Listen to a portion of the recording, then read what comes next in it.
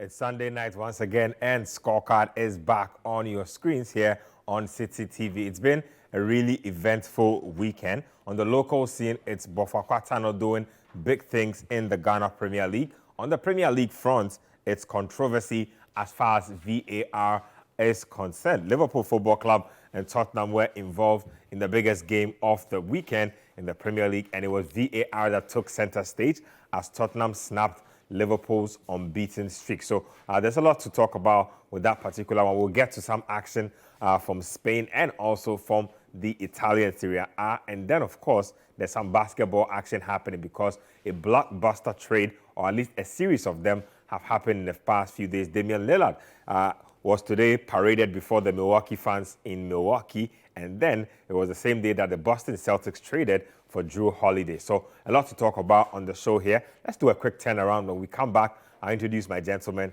and we'll get to this conversation going. And the Citi Business Olympics at Eden Heights, eventful. As always, it was packed. 60 companies in there, various sports took place. Yari J. Mita is in the studio. I'll be getting his thoughts in a bit. He was on the ground to observe activities there. So let's get into the Business Olympics just before we even get into highlights of this weekend's games. You were observing a couple of games, I'm sure 5 or 6 games. Yeah. What's up with this year's Olympics? What was the highlights for you? The highlights, obviously it had to be basketball because I looked at the number of teams that participated and I looked at the quality of the competition. Yeah, it was very high, and the competition was overall it was very competitive. And the only sad bit about it was the timing, because there were so many teams, so we had to really chop up the minutes and spread it around. You had to cram a lot of teams and a lot of games within a very short space of time. So that was the only downside to it. But aside that, that was a highlight of the tournament. I also loved the female volleyball. Yeah, you should have seen the women celebrate with you doing the Cristiano Ronaldo see, and also it was very competitive. I monitored the video games. That was nice. Very. We managed to stream that on our Citi Sports GH handle. It was just really interesting seeing people's level of play on FIFA, especially. I'm like, wow. People very high, very high levels, and you had all these people who were very into it.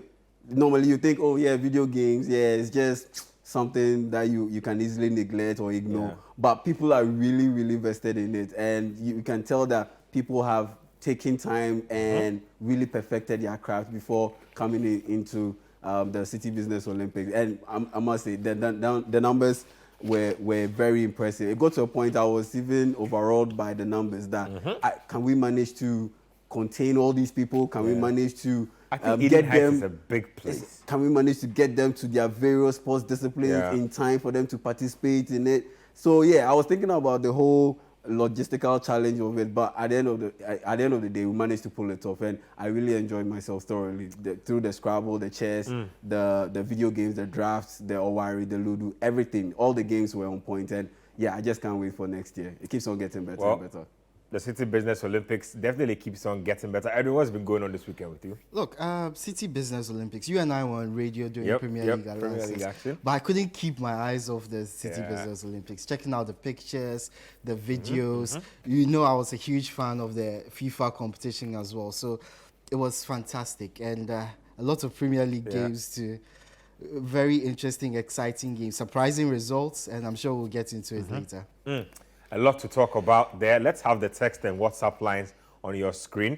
I want to hear from you guys out there from all over the continent. Liverpool fans, United fans. United lost this weekend, defeat number 4 in 7 matches. Liverpool lost for the first time this season, meaning that Arsenal and Tottenham are the only unbeaten teams this campaign. Let's start off with some local football. Bofakwatano, newly promoted Bofakwatano, doing really good things in the league. This time, they claimed the scalp of Accra Hearts of Oak. It was a lone goal victory. It was a hostile atmosphere for Accra Hearts of Oak as well. Let's check out the visuals on this one. So Accra Hearts of Oak losing. They lost to Real Tamale United on opening day. They've lost again to Bofakwatano. These are not teams that you expect Accra Hearts of Oak typically to be losing to. Edwin, let me start with you. That should be worrying for Martin Koopman. It is very worrying. One win in 3 games is not acceptable for your average club. And when you're Accra Suffolk, that takes a greater level of significance. One thing that concerns me for Hearts is they are struggling to score goals. They are not conceding too many. So far, I think they've conceded just 2 goals so far this season. But they've only scored 1. And I feel that would be a huge worry for the manager, for the players themselves, for the fans as well. Because Hearts of Oak is a club that is known to smack teams around, beat teams very well with lots of goals. But this season, they found goals difficult to come by. And I watched the game against Bofakatano. Yeah. It was really worrying the way they approached the game. Not very attacking, not looking to impose themselves. And I get that they were playing away from home against a very hostile crowd, as we heard there.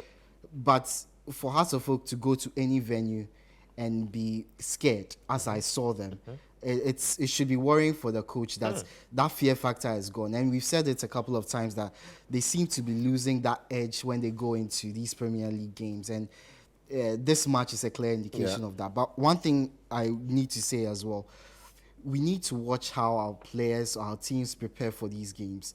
In the first 5 minutes of this game, 3 Bofakatano players went down with injury. First 5 minutes, first 30 seconds, the goalkeeper was down. A couple of minutes later, a defender was down. A few minutes later, a midfielder was down. How do they warm up for these games? How do they prepare for these Ghana Premier League games? That's something that not just the big clubs, but the new clubs that are coming into the Premier League need to watch out for. But the way they reacted and came back from that setback in the first few minutes was very creditable, and they managed to get the lead right at the start of the second half. That affected Hearts' strategy, because you come from the break, your manager has said a few things to you, then right after the break, you concede a goal. It throws everything out of whack, and Hearts couldn't recover for that. For Bofakatano, it's been a fantastic start to the season. I think they have 7 points from 7 points, the 3 games so far. For a newly promoted side to come in and suddenly be at the top of the Premier League, that's incredible. And long may it continue, that other sides get into these top positions, get into these significant positions in the league and stay there. That is the most important thing for them to keep up this consistent run. Well, just to add to what Edwin said, and addressing the issue of goal scoring for Hearts of Oak, just before the season started, they sent their main striker out on loan, that's Issa Kuka, to a North Macedonian team, Skopje SH. And so it's on a season-long loan deal. And so in one of the post-game press conference, I think it was after they managed to beat Swartman in their second game, Martinus Koopman, the head coach of Accra Suffolk, he said he had lost his striker and that he's looking forward to management of the team bringing in a striker to replace him, maybe 1 or 2 strikers to replace him. And so once you lose your main striker just before the season starts, you are definitely bound to have some issues getting some goals in there. And so I'm not too surprised that they are struggling to score goals. But for Bofakatano, honestly, when you think about it, it's not too surprising that they beat Accra Suffolk at home, because these guys are unbeaten at Sunyani at their league game, at their league venue, in over 20-25 games. They haven't lost a home game, and that's what you call a fortress. Yes. So when you are coming in and you are going there with young players, as Hearts of Oak have on their roster at this point in time, you are definitely going to have some issues when it comes to having that big game temperament in there. And once you are confronted with that hostile crowd, some nerves will kick in, and I'm not too surprised Tano Bofakwa ended up winning that particular matchup. Well, Accra Hearts of Oak, they'll have to pick themselves up and hope they win in their subsequent matches. Let's get to the continental stage. Medeama Sporting Club and Dreams FC, they are through to the group phase of the CAF and the Confed CAF competition. So Medeama in there for the first time, I think, since 2012 or so. Last time it was CK Akonos, Kumasi Asante Kotoko, who were in the group phase as far as the Champions League is concerned. Medeama lost 2-1. But they qualified 4-3 on aggregate. Dreams FC drew 1-1 also qualifying, I believe, 3-2 on aggregate. Both Ghanaian teams got penalties this weekend to be able to get through. But Edwin, just snap thoughts on that. Look, the important thing was that we were worried they would go into this game and be overawed by the occasion. Usually our teams go and then immediately they concede very early in the game. Our teams actually took the game to their opponents, Dreams FC and Medeama, and they took the lead in their games. Unfortunately, they were pegged back. Medeama eventually lost. But the important thing is that they went in there and secured their position. They enhanced their position by getting goals, away goals for that matter, because both teams had conceded in Ghana. So it was important for them to get on the score sheet. And as you said, penalties, very decent for our teams because we don't usually get these kinds of decisions away from home. So it's important that they've got into the group stages. This is where the hard work begins. Of course, the money might blind a few people, a few of the players here, there may be the coaching staff, but this is where the hard work begins. This is where you meet the toughest teams across the continent, and you can't afford to let your focus, your concentration drop in this stage. Unfortunately, I honestly believe their focus will drop because look, this was the target. This was the target. Just by qualifying to the group stage, they are guaranteed $700,000. They are guaranteed $700,000. That's a lot of money. That's a lot of money. Think about what all that money will do to Medeama. Keto must be smiling. No, that's for Medeama. Medeama, Yes, that's for Medeama. Dreams will get a little less than that. Still significant. But with Medeama, you look at the number of goals they can score in the group stage. All that brings money in, and so they are looking at least having about $1 million. And maybe should they fail to progress to the next stage of the competition, that's the semi-final stage. So if you already have $700,000 in your bank account and you are likely to make at least $1 million, honestly, I wouldn't be surprised the Ghanaian teams will go in there and know that, yes, we've reached our mark, we've reached our objective, and they'll just be coasting throughout the I hope that doesn't happen, though. I hope so. I mean, for marketing purposes, again, this is huge for both teams because for Medeama Sporting Club, they don't have much of an imprint outside of Ghana. I mean, if you talk about, they've had one spell in the Confed Cup under Tom Strand. I think that was just about it. So this is huge for them marketing-wise. They get to rub shoulders with the big boys out there. And I'm sure that they sent 9 players or so out before the competition started. So I'm sure, again, this is a good chance. To Malta. Yep, this is a good chance to market your players as Medeama Sports. It's a good chance to market our league as well because a lot of teams, their scouts, their fans will be watching the Ghana Premier League to get a better eye on the teams they'll be facing. So it's most of them know only Heart of Oak and Asante Kotoko. And for Dreams FC as well, I think it's a big feather in their cap. Look, to be able to get to the group phase, first time of asking, it's huge for them. New club, again, your footprints on the African continent to show teams now recognize you when they see you. They want to probably do business with you. It's good stuff for them as things stand now. So we wish them all the best. Hopefully they won't take the money and coast through the rest of the competition. Let's get to Europe now. A lot of interesting highlights happening from Europe. Let's start off with the Premier League, and let's start off with a game that had everything. Manchester City were up against Wolves at the Molineux. It was their second game without Rodri, and again, it resulted in defeat. So the importance of Rodri coming to play. Let's check out the highlights. Really, really interesting game there. Let me start off with you, Edwin. So Rodri misses the game against Newcastle, they lose. He misses this game, they lose as well. But most importantly for me, Manchester City were almost blunt in this game. Literally created nothing significant. If you saw the goal, from a free kick. Exactly, and this will worry Pep a lot because you'd expect this City team, even when they are behind, to start creating chances, to start attacking their opponents. But as you said, they were very blunt, and you can't understate Rodri's importance to this team. Prior to being red carded, he had made the most starts of any City player since he came to the Premier League. That shows how important he is. And in this game, Kovacic was the one who stepped into his role. A decent performance. He had 87% passing accuracy. He didn't put too many a foot wrong in the game. But he is not Rodri in the sense that let's take a look at the Man City's match against Nottingham Forest. Rodri had 75 passes, completed passes in 45 minutes of game time. That was against Nottingham Forest. In this game, Kovacic had 45 completed passes in the minutes that he played. A lot of play goes through Rodri. Yeah. It's not just the defensive work that he brings to Man City. He is very crucial to their transitions. He wins the ball. He knows where to pass it. His passing is superb. He knows when to drive forward. He has a good shot on him. So losing all that in one player, you can't replace him. Neither Kovacic nor Nunez can replace him. I maintain that Calvin Phillips, who is supposed to be the closest one to replacing Rodri, is not having his best time at Manchester City. He didn't start this game because he was not good enough against Newcastle, and it affected them completely.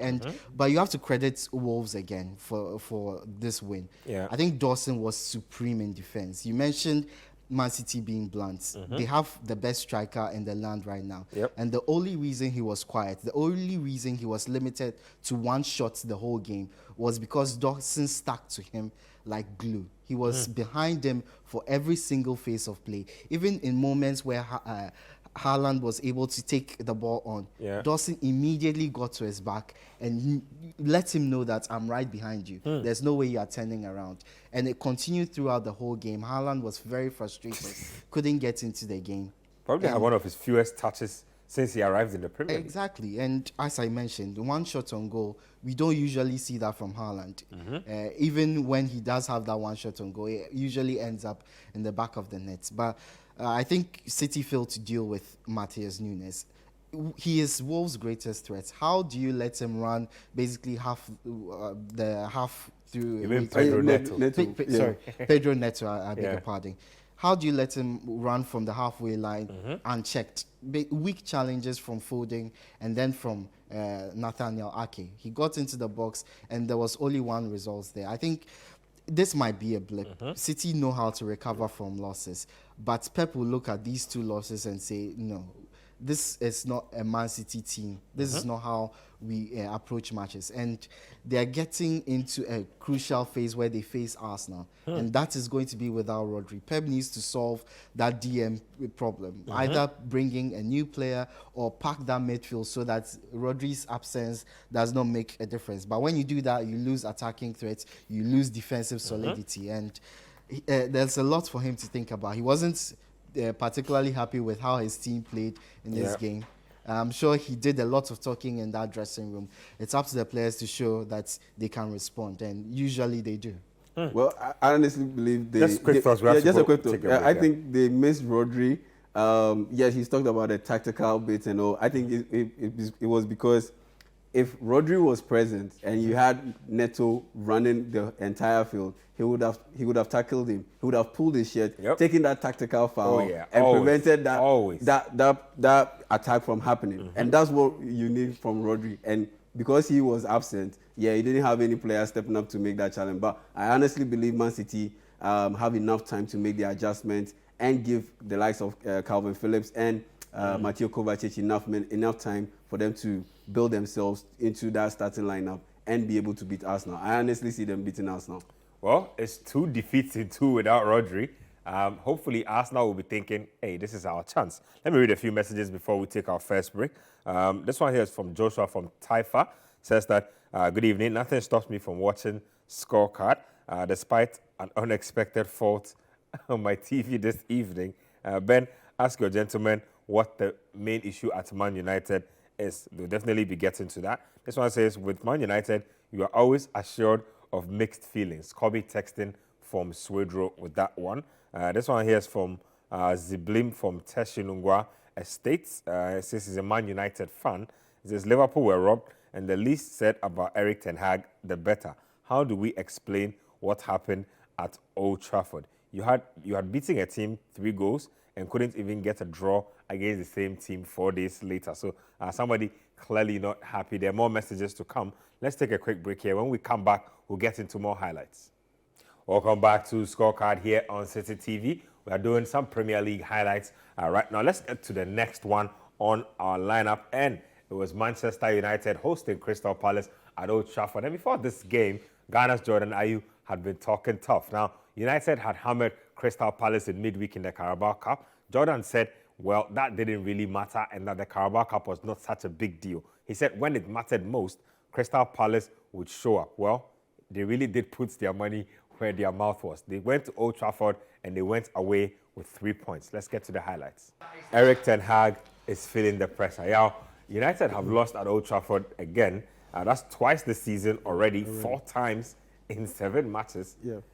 Suddenly, a manager who was being praised for his in-game management, his ability to switch up things, control things, is looking very clueless at this point because he's not being able to give his team the direction that is needed to win games.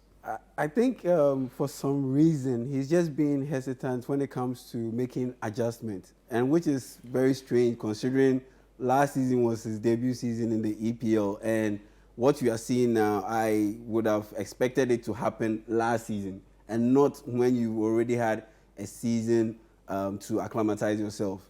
And Injuries, so, perhaps?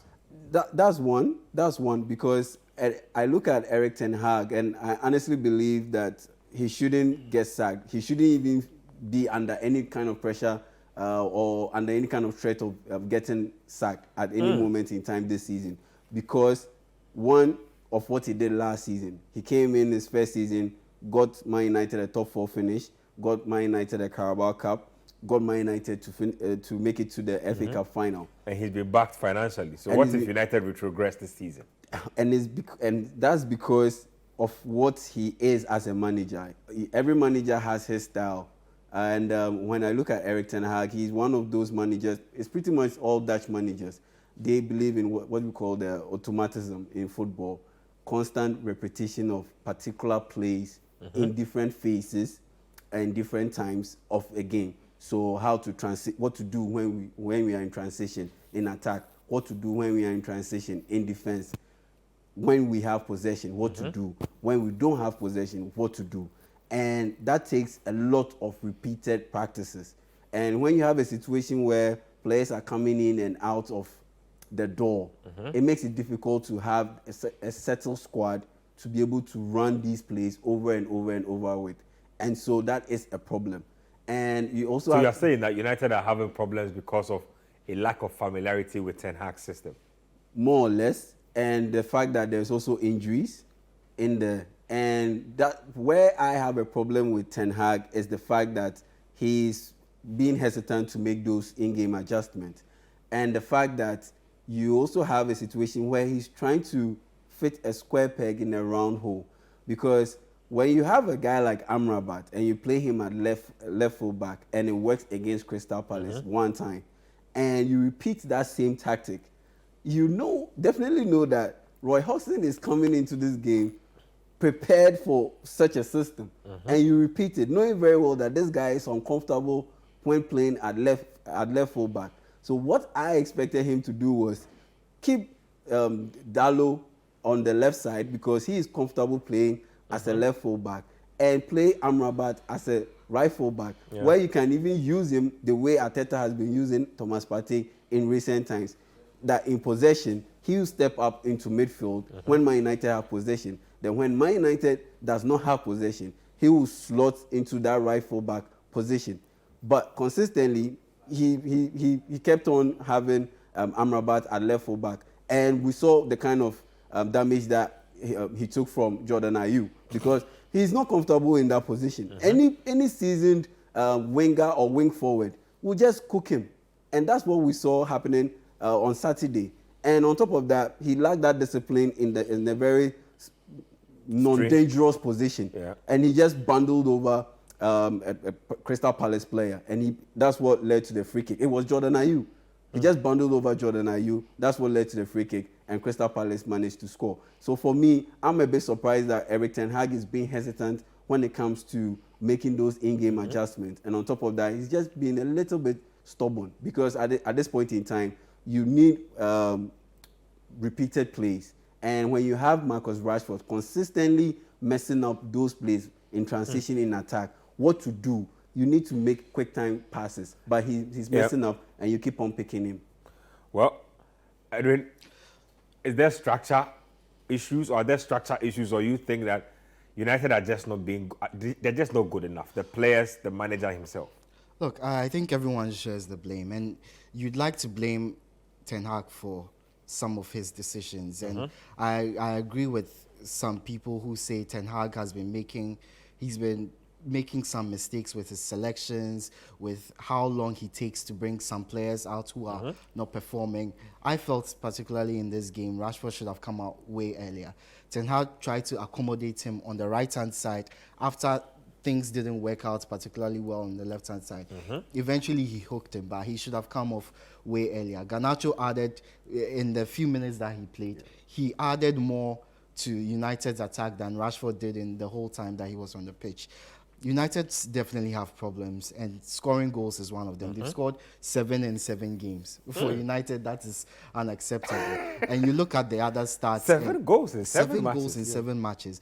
The teams that have scored more than them, Brentford, Wolves, Nottingham Forest. Those are among the teams Wolves have scored more goals than United. More goals than Manchester United. Wolves are such a poverty team when it comes to scoring goals. Exactly, and you look at the United team, and the stats just tell you why they are not scoring. United are in the top 5 among teams who have with the most shots this season in the Premier League. Top 5.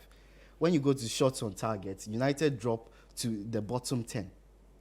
That is where they are. It tells me that these players are being limited to shots outside the box, or they are taking shots in rush positions where there's a low percentage of them scoring instead of finding players in better positions. And Rashford is the easy target for that. But we saw that decision-making, that poor decision-making from several other players in this game, from Mason Mount, from Casemiro, from Bruno Fernandes. They were passing to players who were in very bad position instead of the easy pass to players in better position. They were taking shots when they should have been passing to players in better positions. And you might want to blame Ten Hag for that, but I feel that bar Chelsea, United have had the most unsettled front line in the Premier League. You have Sancho, his issues, I don't need to talk about it. You have Anthony, who has basically the same issues now. You have Højlund, who just came into the team. You have Mason Mount, who has missed a lot of games. He's now Martial, who can't play. Martial, who can't play consistent back-to-back matches. The only consistent players in the team are Rashford, who is having a terrible season, and Bruno Fernandes, who, luckily for United, is the most consistently good player in that squad. But he can't do it alone. And blaming Ten Hag for players not being available, players being hurt, players having personal issues, players being terrible on form. I didn't even mention Garnacho and Pellistri, who are young players. Pellistri got his first start against Crystal Palace. You can't count on them to solve your striking problem for you. So I think you need to cut Ten Hag some slack, but he also deserves some blame for how United are playing. Well, let's get to more highlights, and let's get to the Vitality Ground, where AFC Bournemouth were hosting Arsenal Football Club. Arsenal had dropped points in the previous week against rivals Tottenham. They were hoping to get back on track, and that's exactly what they did. Yes, so Kai Havertz getting his first goal for Arsenal there. Martin Odegaard had a little meeting on the pitch with Gabriel Jesus about handing Havertz the penalty. Will he be able to build on from that? Because this was a pretty routine win for Arsenal, to the point where we can nitpick with what we want in this game. The Havertz factor still didn't play a very pivotal role, but was giving a penalty to score. Edin Nketiah's goals have dried up. In a game where Arsenal scored 4, he didn't get a goal. Well, I think for Havertz, this was perhaps his best performance in an Arsenal shirt, even though you can say that the stats didn't favor him. I felt he was very good, but as you said, it was a routine Arsenal win. He got his goal, his teammates helped him get that goal, and it might help his confidence a bit. I think he's lacking in confidence at the moment. He's come into the Arsenal team that's performed really well last season, have a lot of quality players, and he's been pushed into the starting lineup ahead of players who played a huge role in their success or somewhat success last season. So there's been a lot of pressure on him, and him not being able to hit the ground running has certainly hits his confidence as well. But the manager believes in him, kept playing him, started him in this game as well. His teammates trust him. Odegaard gave him that penalty Yeah. and he scored. It's certainly going to boost his confidence. But that penalty could have been given to any of the front three. As you said, there was a meeting with Gabriel Jesus, who desperately wants a goal at the moment. In Eddie Nketiah as well. They are all looking for goals. But let's talk about the performance from Arsenal. Yeah. Brilliant performance. But I feel that Arsenal have a lot of quality players. You mentioned Nketiah, Saka, Havertz. They get so many goals from across board. They don't have to worry. Absolutely, and even in defense as well from Ben White, he can chip in as well. But I am a firm believer of the fact that if Odegaard plays well, Arsenal play well, everything flows to him, and he was involved in basically all the goals. He showed various aspects of his play: his long passing, his crossing, his penalty taking, and his leadership as well to give Havertz the penalty. I think making Odegaard captain of Arsenal was one of the best decisions Arteta could have made as manager. And a lot of people were against it, but he's proving that on the pitch, as a leader, he is the man Arsenal need with the armband right now, and he's been superb for them. Superb so far. Martin Odegaard doing the business there. Let's get to some other highlight. The most controversial game of the weekend, it was between Tottenham Hotspur and Liverpool Football Club. There have been apologies issued after this particular game. We'll get to all of that. Let's enjoy the highlights for now. It was a very, very interesting game. Liverpool went down to 9 men, some way, somehow, managed to hold on until they were undone by Matip Ongo. Let's check out the visuals on this one. So Liverpool had a chance to go top after Manchester City lost, but Tottenham and the VAR officials had their own issues going on. The PGMOL, who are the referees governing body, have issued an apology saying that there was a VAR error, that the VAR failed, first of all, to acknowledge the incident, and that some issues to do with VAR not flagging because they thought that the goal had already been accepted. Some very weird excuse. Yeah, let me start off with you on that one. Darren England and his assistant, Mr. Cook, say that this is what happened. According to them, they thought that the goal had been allowed to stand on the pitch, and so there was no need for VAR to intervene. One, I find that very interesting and almost bogus because, first of all, if you're watching, the on-field linesman had flagged for offside. Yes. So, first of all, I'm not sure what he's talking about. Secondly, there was a VAR review, but it was very different from what we typically know. A VAR review that did not show us the lines that were drawn. And so maybe that's what he's referring to. And that's not the first time that you have a goal disallowed and the lines haven't been drawn. That's not the first time it has happened in the EPL. That's not the first. I think it was last season, the latter part of last season or earlier this season. You had a similar situation where a goal was scored and the lines, the VAR lines to determine if a player was offside or onside were not drawn. And it hurt a team. And so these are the things that bring about the frustrations. Look, I'm all for technology being included in sports because at the end of the day, we live in the 21st century. There's AI on the rise in the groove right now. This is how sports is going to be viewed in the near future. So why not try it now? There's a lot of money involved in sports now. So you need the decisions to be made right. And that's why more and more encouragement is being given for technology to be involved in the running of sports, in the administering of sports games and competitions. But if you have a situation where it has rather come to mess things up and bring about even more confusion, then why even bring it in the first place? Because there's so much inconsistency when it comes to VAR. Liverpool, and that is the Liverpool biggest released a talking statement. point. They said sporting integrity has been undermined. Yeah, it's the consistency. And when you look at the fact that, take VAR aside, you look at the human element, bring in the referee's performance. Even on in that situation where Diogo Jota was given his second yellow card, Udogie, the player he fouled, had to also be given a yellow card and should have also been sent off because he motioned to the referee that he should give Diogo Jota a yellow card. And that per the rules of this season's EPL. And I've seen it given. It's punishable by a yellow card. So why didn't he get the yellow card? it's the inconsistencies that just drive everyone crazy. And it's not healthy at all for the competition, for the fans, and for the investors and sponsors. Because at this point in time, people are losing money. Because if you're Liverpool... These 3 points might cost Liverpool at the end of the season. Oh, yes. It might end up being what determines a team that makes it to the Champions League, a team that makes it to the Europa League, or nothing.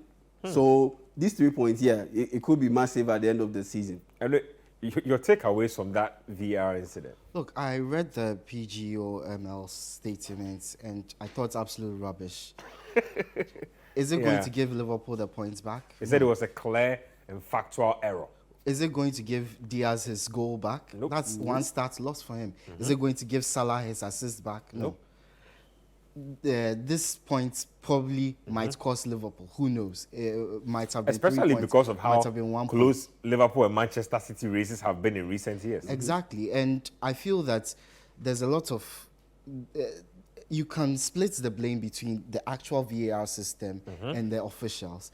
I felt that obviously it was clearly onside. If you looked at it from the face of it, it was onside. The explanation was that, as you said, they felt the goal had been given, so it was a check to see whether there was something wrong with it. That's why there were no lines, because they didn't even think about offside. Yep. They were checking to see if it was legitimate. So the once the flag the came final out, decision was check completed. That was it. And once the law say if the free kick has been taken, they can't cannot go back to yes. review it. And they only notice the mistake after the free kick had been taken. There's a deficiency with that system. And I want to go back to the Jota red card. The second red, that was silly from Jota. He shouldn't have done that right after taking the first yellow card. But go back to the first yellow card. Udogie basically tripped himself. That shouldn't have been a yellow card. The VAR doesn't check yellow card offenses. But when these two offenses lead to a red card, you have to make sure your bases are covered. If the first one was a legitimate yellow card, it doesn't do that because VAR doesn't allow that. That is a deficiency that the system must solve. There are a lot of problems with VAR at the moment, but it shouldn't affect the game. The Premier League has a lot of resources, as Yao said. The resources are put in to make it the best league in the world in terms of coverage, in terms of play, but in terms of refereeing as well. You can say that humans are allowed to make mistakes. And they had a chance to use the World Cup. I was just about to say they had a chance to use the World Cup style of VAR, where it's automated. You don't need to have the referee signal for something different for it to be triggered before you go and review it. Once you are offside, there's a signal that pops up that you are offside, and everyone sees it. But with this, there has to be a process that gets started before. But the point is, you had a chance to include this in your rules. You had a chance to include this in the Premier League this season. And they voted against it. And that, for me, was very disappointing, knowing very well that this sort of situations was bound to pop up. I was saying that I get that referees are allowed to make mistakes. They are humans. But the Premier League has put in so many resources to educate, to train these referees, to make them at least the best in the world, the standard. Unfortunately, they are the worst right now. They are so bad. Premier League referees really not covering themselves in a lot of glory. Liverpool say they are exploring all options. I'm wondering what they will do, because that's game gone, points gone. I'm not sure how that will be recovered. Let me read a few of your messages coming through. This one here is from Hazel from Adenta. Says, congrats to Medeama and Dreams FC. I'm happy for Ghana football for a moment, but my worry is over celebration. This is the time for great preparation and focus. They should aim for the sky. This one here says, good evening. Ike from Swedro. We, the Liverpool fans, will never forget this robbery. So where was the line from VAR you're asking? As for Simon Hooper, dear, or your Cobra, I'm not sure what that means. This one here says, where is Coach? Well, Coach is taking a little rest this weekend. He'll be back next week. So that's just what's going on. Let's take a quick break here. When we come back, we'll get into a couple of other leagues, Serie A, Bundesliga, Spanish La Liga as well. So a lot to chew on scorecard. Let's do a quick turnaround. We'll come back right now. Welcome back to Scorecard here on Citi TV. Let's get to the Spanish La Liga now. FC Barcelona, they were up against Sevilla in what was a really interesting game. Sergio Ramos, he's back with his boyhood club there. Unfortunately, it was not a happy time for him. Scored an own goal that handed all 3 points to Barca. Real Madrid, they were up against Girona. It was an away game, and it was Jude Bellingham once again. He's having quite the season, the young man. Let's check out back-to-back highlights of those games. Yes, so Jude Bellingham leading the La Liga goal-scoring charts. Very interesting there. I never thought I'd be saying that, but that's what's happening. Let's talk about Barca, though, first of all. Slender win. They needed an own goal to do it. They didn't create a lot of clear-cut chances in that game. So should Xavi be worried?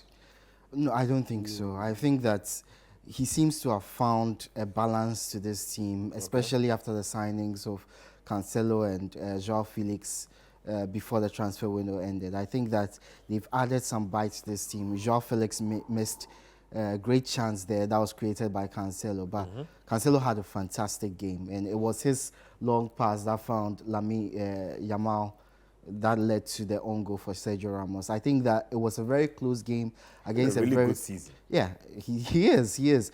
And I don't think too much pressure should be put on him. He's still a young player. He should be allowed to grow, to develop, to have bad moments. I know how fans like to turn on players when they have bad moments, and he is going to have bad moments. He should be given the patience to develop and grow because he has the talent to become a very good player. Even at this stage, he's showing what a world beater he could become. So there's a lot of potential there, and I feel that to win such a tough game, it's indicative of Barcelona's new character.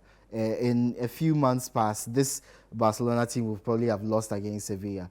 To win this game in such circumstances shows that they've developed some character, even when they are not playing to the best of their ability. I think it will be very important, given how Real Madrid are playing, given how Atletico have played recently. They need to start winning games, the big games, and this is one of the biggest they could possibly win. Yeah, on Real Madrid, 3-0 against Girona, very convincing win. Vinicius coming back, not scoring though, but comfortable all the same. Yeah, but comfortable at the end, towards the end. But in the beginning, it was quite tough for them. And you look at Girona, the chances they created and they missed. Yep. You only have made some good saves in that game. Yeah, you only have yourselves to blame if you end up missing out on the win in this one. It reminds me of the performance that Wolves put together, I think 2 weeks ago, and Matheus Cunha missed all those chances, and they ended up getting spanked. And so once you are playing against these quality teams and the chances come, you really need to take them. I can't say it enough. Teams need to get the memo. Like once these chances come, you need to get it. And at this point in time, Jude Bellingham, he's showing those things, those traits of Frank Lampard.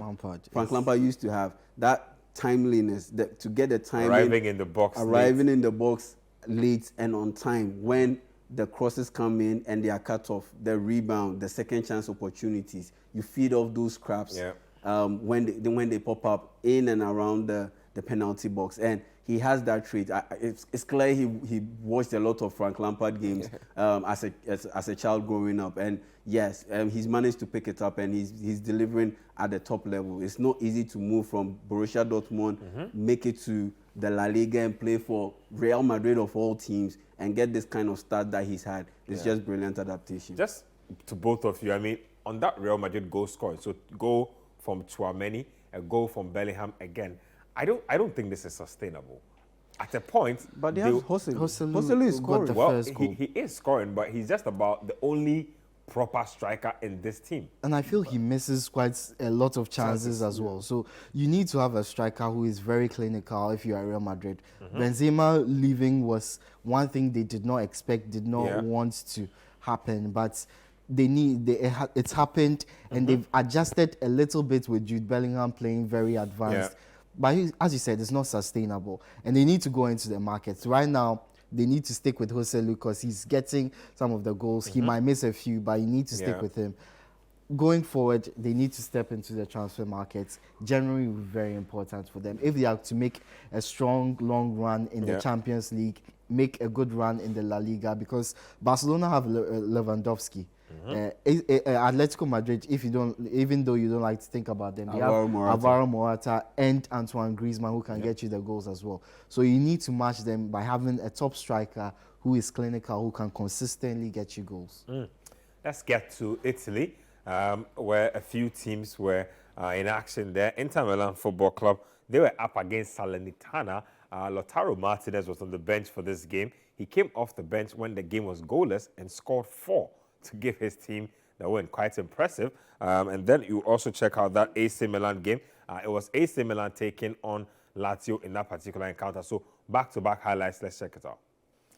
Yes, so Inter Milan, let's talk about that first. Lautaro Martinez off the bench, 4 goals for him. Edwin, quick thoughts there. Inter Milan are having a really good season, scoring lots of goals, barely conceding any goals as well. Exactly, and I feel that after the disappointments of last season, missing out on the Champions League title, they've decided to come into this season with a new verve, renewed motivation, renewed energy, and it's paying off. Lautaro Martinez didn't start the game; he came on and then spanked Salernitana, and his movements there for all those goals, fantastic. You don't usually see that from strikers. They tend to rush into the box, try to get as close to the goal as possible. He held back for a couple of those goals, and then he was rewarded. Of course, you have to credit the build-up play as well. Very impressive from his teammates. I think Inter Milan are probably the favourites to win the league this season. As you said, scored lots of goals. Only conceded three goals this season. That's impressive for a team that pushes a lot of players forward. They are still solid at the back, and I think that to be able to challenge them this season, you need to be perfect. And AC Milan were not perfect in that derby, and they found out really badly.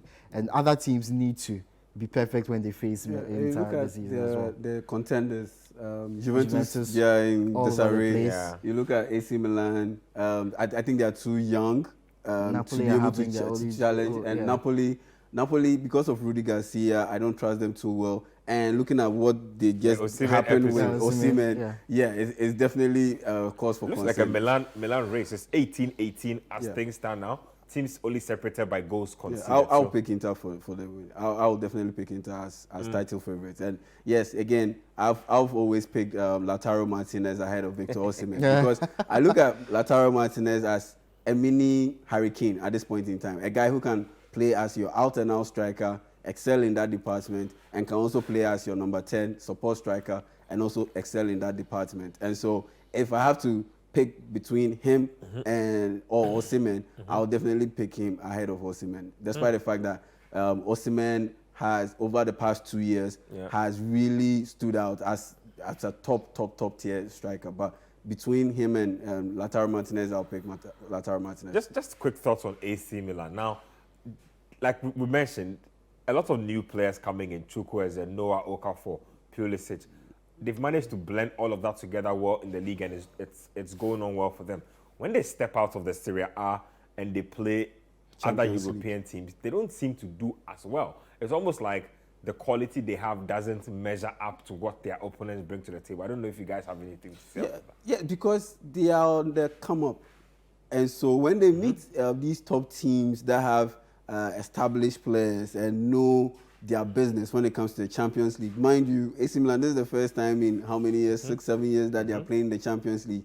The same situation that Arsenal is in at this point in time. And so once you have that long break and you come back into the Champions League, you are bound to struggle. Man United went off for a bit. They came back and they were losing to the likes of Young Boys and Basek Sehe and co. So it takes a while. The Champions League is a different ball game altogether. And once you have these relatively young players coming from, I wouldn't say obscure, but small clubs like Chukwueze coming from Villarreal.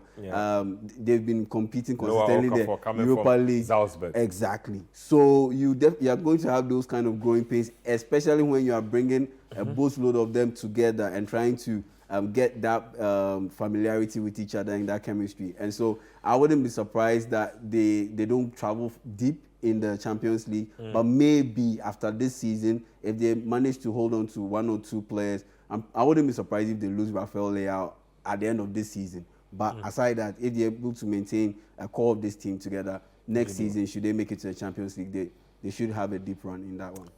Well, let's get to the German Bundesliga. Bayern Munich still stuttering this season. This time it was RB Leipzig. Now, remember, RB Leipzig beat Bayern Munich for the cup game coming into the season. Well, they managed to hold Bayern to a draw again in this particular. We'll get the highlights of that one, and then we'll get the Borussia Dortmund game as well. They have maintained an unbeaten start to the campaign. So let's get back-to-back highlights of those two top Bundesliga games. Let's get to the Bayern Munich game. Everyone, snap thoughts on Bayern Munich and Tuchel and Harry Kane. They seem to have everything to do well. It's just not convincing.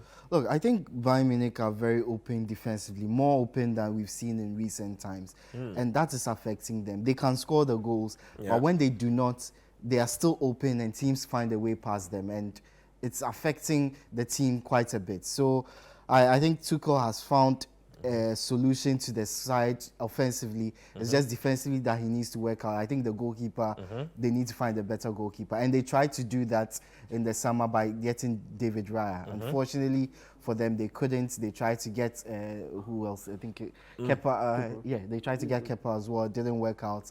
I think David De Gea too. David De Gea didn't work out for them. So they know where the problem lies. They are trying to solve it. But offensively, they are a solid unit with Harry Kane, Leroy Sané, who are having really good times at the club, scoring lots of goals.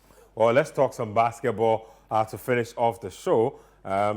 It was some trade news that really shook the NBA. The Eastern Conference shaping up really nicely. Damian Lillard was dealt to the Milwaukee Bucks in a three-team trade that had DeAndre Ayton going to the Portland Trail Blazers with Drew Holiday. Now, news broke today that the Boston Celtics had acquired Drew Holiday in a trade. So, very interesting trade there. So, Holiday will be playing with Jason Tatum, Kristaps Porzingis, and also Jaylen Brown. And then you have Damian Lillard with Chris Middleton and co at the Milwaukee Bucks. Now, snap thoughts on this trade. How much does this move the needle? I think that the Celtics have lost too much defensive depth. First, Grant Williams. Second, Marcus Smart. Now, there are those that say that Robert Williams is a big player to lose, but he's also been injury prone. But how does that move the needle in the Eastern Conference? Well, what that does is, or what these trades have done is pretty simple. Milwaukee Bucks and Boston Celtics are the overwhelming favorites for the Eastern Conference title.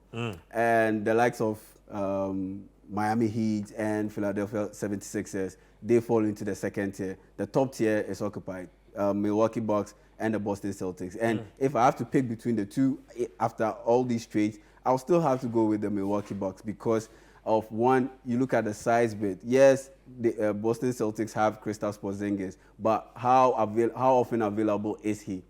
And on top of that, the fact that I have to consider what happened with him in New York. He wasn't trusted enough to be consistent. And you look at his time in Dallas, the fact that he wasn't comfortable just being in the corner and shooting threes. He had issues with Luka Doncic running the show. So if you can't take it, the fact that just Luka Doncic running the show, how are you going to be cool with the fact that you have Jaylen Brown and Jason Tatum running the show? And now they've also acquired Drew Holiday. The ball will definitely, or the offense will definitely run through him. And so I honestly don't see that going down too well. And so when I consider all these factors, I have to stick with the Milwaukee Bucks, knowing very well that they have Giannis who can play defense through the entire starting unit from 1 to 5. And on top of that, you have tremendous firepower in Damian Lillard. Edwin, your take on that trade? Look, I think the Celtics are a more complete side than the Bucks. I agree they lost a lot of defensive power in Michael Smart. Porzingis is not very available a lot of the time. But I think having a big man who can shoot a three was a huge get for them.